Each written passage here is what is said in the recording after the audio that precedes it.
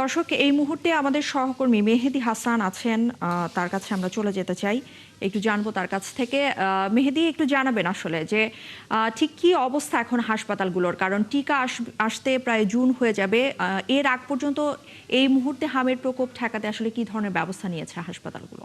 আমি এই মুহূর্তে আছি মহাখালী সংক্রামক ব্যাধি হাসপাতালে। এই সংক্রামক ব্যাধি হাসপাতালে কিন্তু ঢাকা সহ সারা দেশ থেকে যে নতুন করে যে হামের প্রাদুর্ভাব হয়েছে, এই রোগের রোগীরা কিন্তু এই সংক্রামক ব্যাধি হাসপাতালে আসছেন। এখানকার পরিসংখ্যান বলছে যে শেষ 3 মাসে চলতি বছরে এই হাসপাতালে রোগী ভর্তি হয়েছে অন্তত 600 জন। এখন ভর্তি আছে 80 থেকে 85 জন। ডাক্তাররা বলছে যে 80 থেকে 85% হচ্ছে 2 বছরের নিচে, যাদের বয়স 2 বছরের নিচে, অর্থাৎ 4 মাস থেকে 2 বছরের মধ্যে রোগীর সংখ্যা, হামের রোগীর সংখ্যা হচ্ছে 80 থেকে 85%।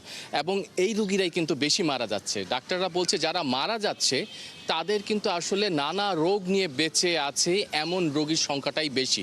এই সংখ্যাটা প্রায় 90%, অর্থাৎ হামে যারা অন্য রোগ নিয়ে বেঁচে আছে, যাদের হয়তো হার্টে প্রবলেম, কিডনি অথবা লিভার অথবা ফুসফুস, জন্মগতভাবে যেসব শিশুর এমন রোগ আছে, এই শিশুদেরই আসলে হামে আক্রান্ত হলে মৃত্যুর হারটা তাদের বেশি।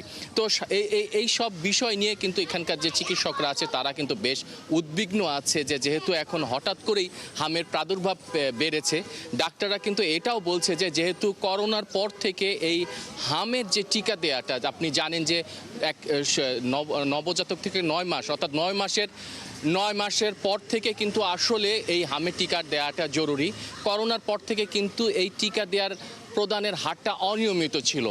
এইটাই হয়তো এখন বড় কারণ হিসেবে দেখছে ডাক্তাররা। তাছাড়াও আরেকটা বলছে যে যেমনটি আপনাকে বলছিলাম যে অন্য রোগ নিয়ে বেঁচে থাকা যে শিশুরা আছে তারা কিন্তু মৃত্যুর হারটা বেশি। তো স্বাস্থ্য অধিদপ্তর থেকে সর্বশেষ যেটি বলা হচ্ছে যে তারা আগামী জুন মাসের প্রথম সপ্তাহ থেকে হয়তো টিকা প্রদান শুরু হবে হামের, এবং সেখানে হয়তো 9 মাস থেকে 6 মাসের একটা করার চিন্তা ভাবনা তারা করছে। যেসব শিশুর বয়স 6 মাস হবে তাদের থেকে আসলে টিকাটা দেওয়া হবে।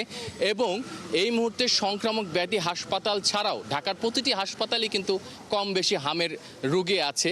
শিশু ছাড়াও কিন্তু বড়রাও আক্রান্ত হচ্ছে। মেহেদী হাসান, ধন্যবাদ আপনাকে। দর্শক, মহাখালী সংক্রামক ব্যাধি হাসপাতাল থেকে আমাদের সাথে যুক্ত হয়েছিলেন আমাদের সহকর্মী মেহেদী হাসান।